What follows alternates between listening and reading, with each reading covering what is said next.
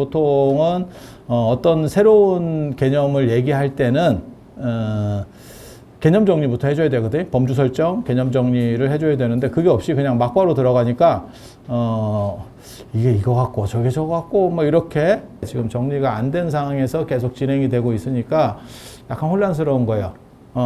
선이 뭔지 알고 있고 명상이 뭔지 알고 있어요.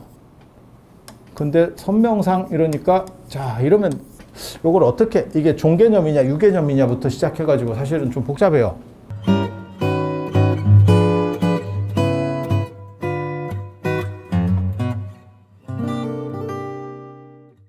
여덟 번째 박사 논문 어저께 저녁에 왔어요. 이게 논문이 굉장히 이번에 좀 제가 개인적으로는 고생을 했고 아마 이제 더 이상 박사를 제가 못할 수도 있겠다라는 생각이 들어요. 논문 쓰는 거는 안 어려운데 사람들이 잘 몰라서 그렇지 제가 박사가 8개다 이러면 되게 그걸 대단하게 보는데 그거보다 더 대단한 게 학진 등재지 제가 학술 논문을 한 200편 올렸거든요. 그게 인문학자 전체 1위를 제가 언제나 계속 1위예요. 그러니까 그 등재지 제도가 만들어진 이후로 계속 제가 1위일걸? 그렇게 해서 그게 뭐 비슷해야 뭘 노력을 할 건데 이게 아유 나 귀찮아 진짜. 아유 이거 진짜 어디 깜이나 돼? 뭐 어떤 놈이 따라와야 뭘 밖으로 치고 나가지. 나도 참 죽겠다. 아유. 그래서 우리는 논문 쓰는 거는 되게 안 힘들어 합니다. 근데 박사 수업 들을 시간이 없어. 그러니까 더 이상 전공할 것도 거의 없고 없어. 그리고 수업 들을 시간이 안 됩니다. 그냥 솔직한 얘기로 수업을 2년 동안 들어야 되거든. 박사 논문을 쓰는 과정까지. 근데 딴 사람들은 그 2년 다니는 건 쉽고 논문 쓰는 게 어려운데 우리는 정반대입니다. 논문 쓰는 건 쉽고 저게 어려워요. 지금 다닐 만한 시간 자체가 안 돼. 그래서 더 이상 할 수 있을지 내가 잘 모르겠다. 예. 그렇게 해서 요번에는 굉장히 제가 의미 있는 논문, 만약에 제가 진짜 해보고 싶은 게 있어요. 제가 내가 나이 죽기 전에 그걸 해볼 수 있을까라고 하는 게 내 꿈이 하나가 있는데 그게 뭐냐면 동양철학사를 하나를 쓰는 거거든요. 동양철학사. 전에도 그런 얘기를 했을 거예요. 동양철학사.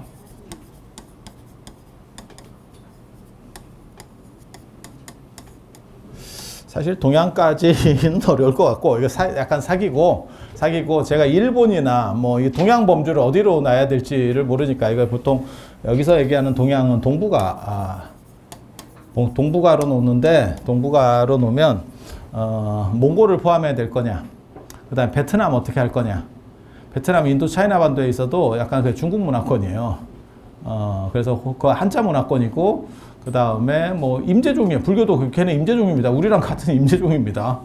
베트남이. 그 내가 전에 얘기했잖아요. 틱나탄이 임제종 스님이라고. 그래서 이 동북아에서 사실 몽고의 문제. 몽고는 동북아에 있는데 중국 바로 위에가 몽고잖아요. 그런데도 거기는 또 티베트 쪽이에요.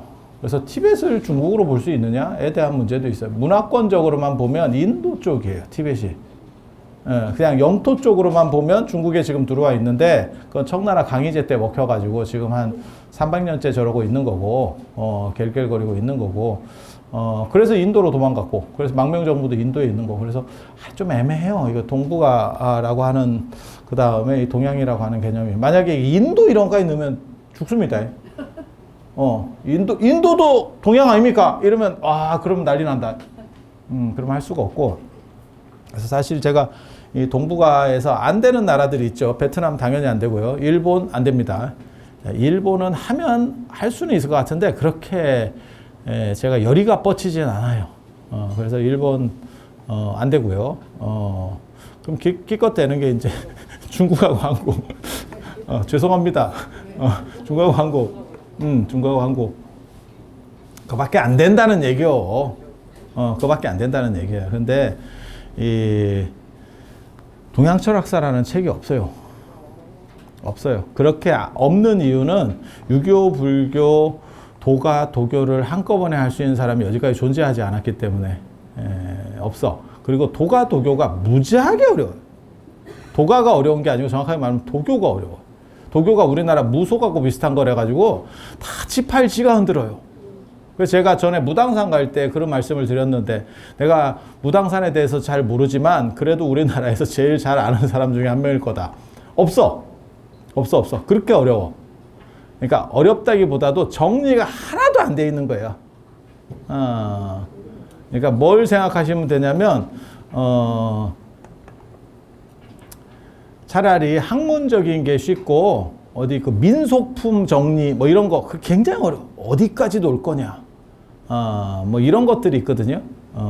그래서 그런 부분들이 쉽지가 않고, 그래서 결국은 도교는 잘 안 합니다. 그래서 유교하고 불교를 하려고 사람들이 도전을 하는데, 그건 좀 정리가 돼 있으니까 각각적으로는 다 정리가 돼 있어요. 근데 한 사람이 그걸 정리한 사람이 있느냐? 아무도 없습니다. 네? 아무도 없습니다. 그래서 중국의 뭐 풍우란이라든지 호적이라든지 뭐 이런 대단한 분들도 뭐 노사광이나 이런 분들도 다 시도는 했지만 다 제대로 결실을 이룬 사람은 아무도 없어요. 한국에는 당연히 없고요. 일본이 공부는 더 열심히 하는데 사실 일본에도 없습니다. 그러면 이런 책은 존재하지 않느냐? 아니, 존재는 해요. 그 파트별로 나눠서 씁니다. 한 사람이 쓰는 게 아니고 파트로 나눠서 써. 그러니까 한 몇 명이서 연합으로 자기 전공 플러스 그 주변까지 이렇게 해갖고 몇 명이서 연합을 써. 근데 연합하고 한 사람이 하는 거하고 완전히 달라요. 한 사람이 한다는 거는 통일적인 생각을 가지고 전체를 개술한다는 얘기고, 여러 사람이 나눈다는 건 결국 아우가 안 맞는다는 얘기예요. 그래서 제가 개인적으로는 저 동양철학사, 그러니까 불교 유교지, 불교 유교를 아우를 수 있는 책, 제가 그리고 그런 시도들을 여러 번 했어요. 여러분 몰라서 그렇지. 조금 특별한 불교 이야기, 안 그러면 불교사 백장면 이런 데서 그런 시도들을 했었는데, 사실은 유교적인 부분이 거기에서 많이 없죠.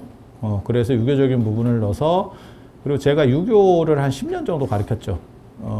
그래서 유교가 어느 정도 이상은 됩니다. 잘 되느냐? 아니, 그건 아니고, 그래서 제가 대학에서 한 유교를 10년 가르쳤으니까 어느 정도는 알죠.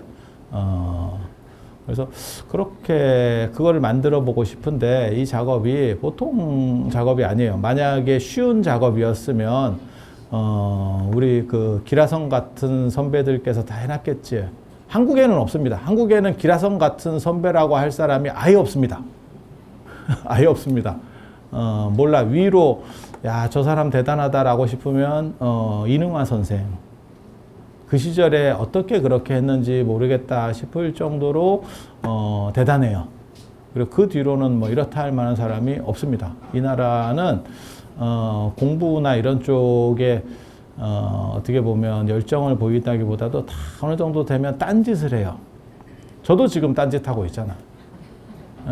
어느 정도 되면 다 딴짓을 해가지고 결실을 맺기가 상당히 어려운 나라입니다. 근데 일본은 치밀하게 공부만 하는 분들이 있어요. 딴짓 안 하고. 그러니까 뭐 정치판이나 이런 데도 기웃거리지 않고 그냥 계속 그 짓만 해. 그런데도 이게 굉장히 어려운 작업입니다. 불교하고 유교를 한꺼번에 아우를 수 있느냐, 그거는 인도 정신과 중국 정신을 알 수 있느냐의 문제예요. 그래서 그 작업을 뭐 오래됐죠. 그 원력을 세운 지는 오래됐죠. 그래서 그거를 꼭 해보고 싶은데 할 수 있을지 제가 잘 모르겠어요. 그런데 요게 그랑 어떻게 보면 가장 비슷한 작업 중에 하나일 겁니다. 그래서 명상, 동아시아의 정신문화. 지금 조계종의 선명상 어떻게 저렇게 자꾸 얘기하고 있는데 선명상이 뭔지 정확하게 모르겠습니다. 개념 정리를 안 해주고 막바로 들어갑니다. 그러니까 보통은 어떤 새로운 개념을 얘기할 때는 개념 정리부터 해줘야 되거든요. 범주 설정, 개념 정리를 해줘야 되는데 그게 없이 그냥 막바로 들어가니까 이게 이거 같고 저게 저거 같고 뭐 이렇게, 그러니까 기존에 있었던 개념은 정리를 안 해줘도 돼요. 격리를 안 해줘도 돼. 왜냐하면 기존에 틀이 깔려 있기 때문에 그 틀을 내가 그냥 보면 되는 거예요. 내가 찾아보면 돼. 근데 새로운 개념을 얘기할 거면 그 개념에 대해서 사실은 정리를 한번 해줘야 되는데 지금 정리가 안 된 상황에서 계속 진행이 되고 있으니까 약간 혼란스러운 거예요. 선이 뭔지 알고 있고 명상이 뭔지 알고 있어요. 근데 선명상 이러니까 자 이러면 요걸 어떻게 이게 종개념이냐 유개념이냐부터 시작해가지고 사실은 좀 복잡해요. 그러니까 개념 설정을 하고 명칭을 부여할 때 개념 설정이 들어가야 되는데 그게 안 되니까 헷갈려.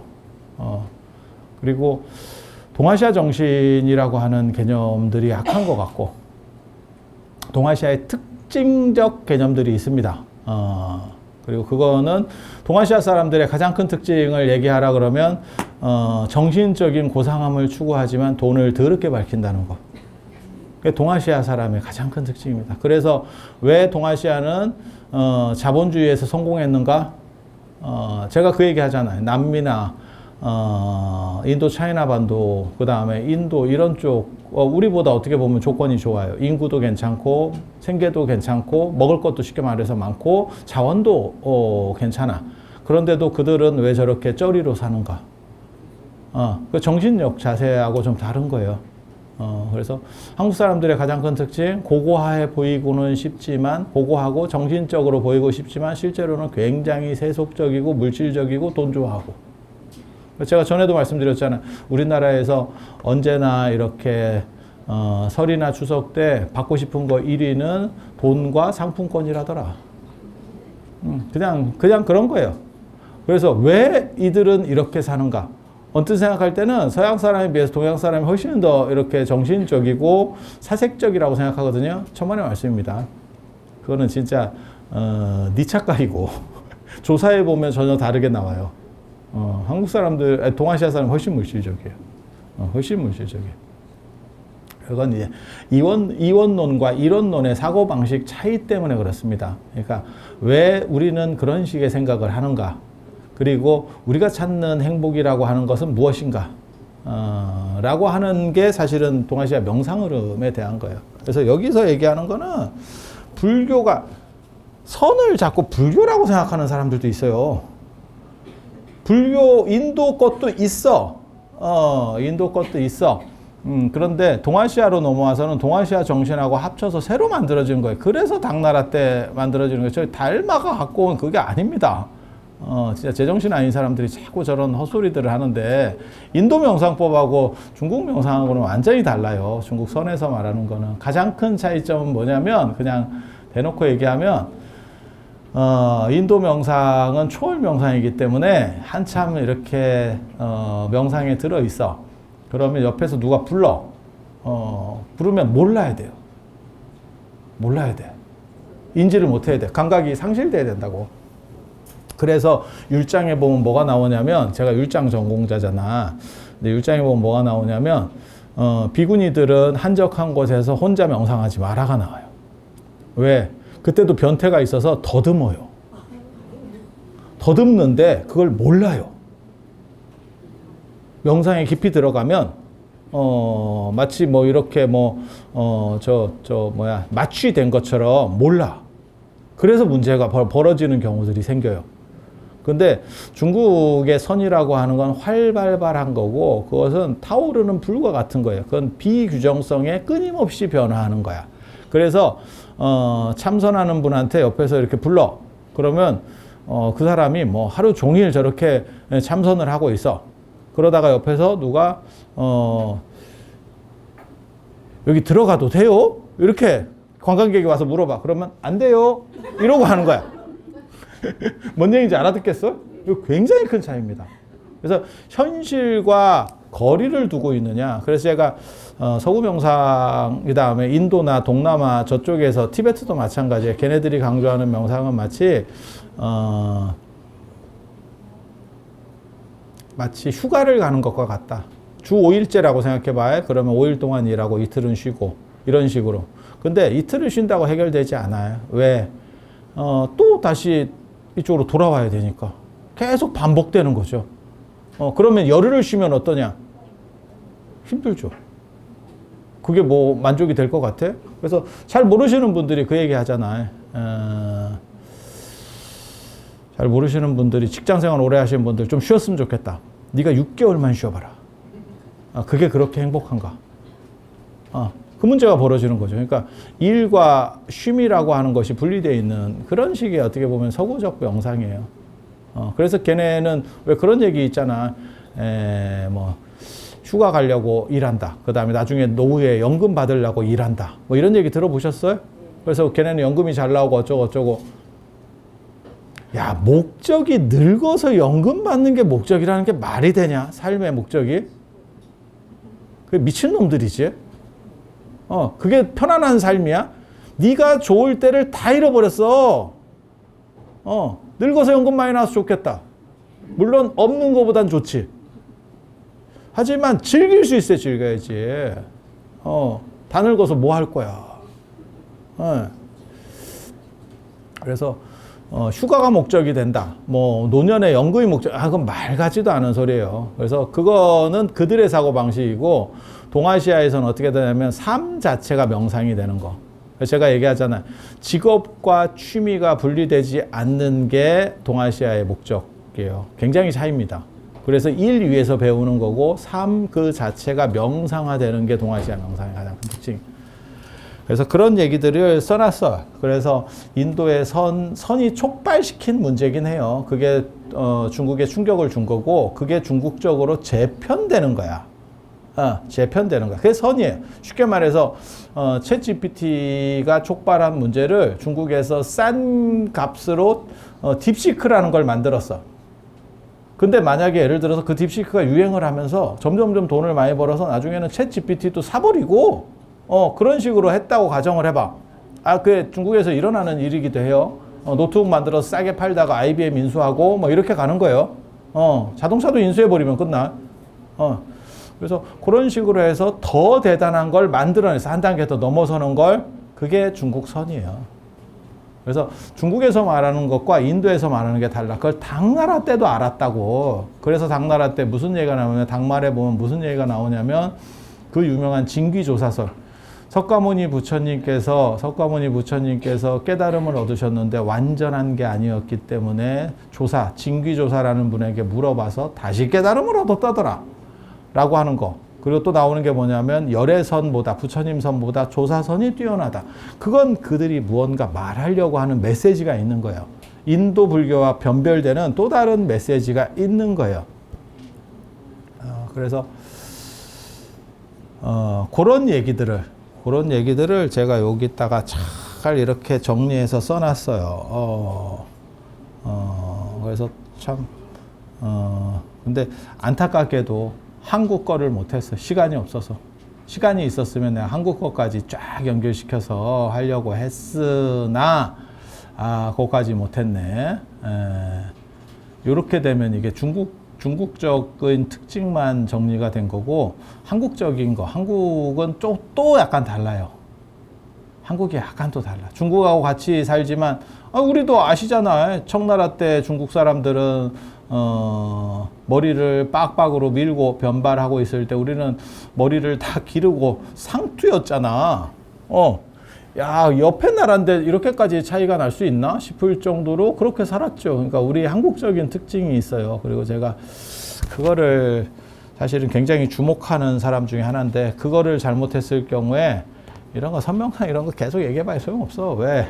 자칫 잘못하면 중국이 한번 저거 세계 무형유산 이런 거 넣어버리잖아요. 경기 끝납니다.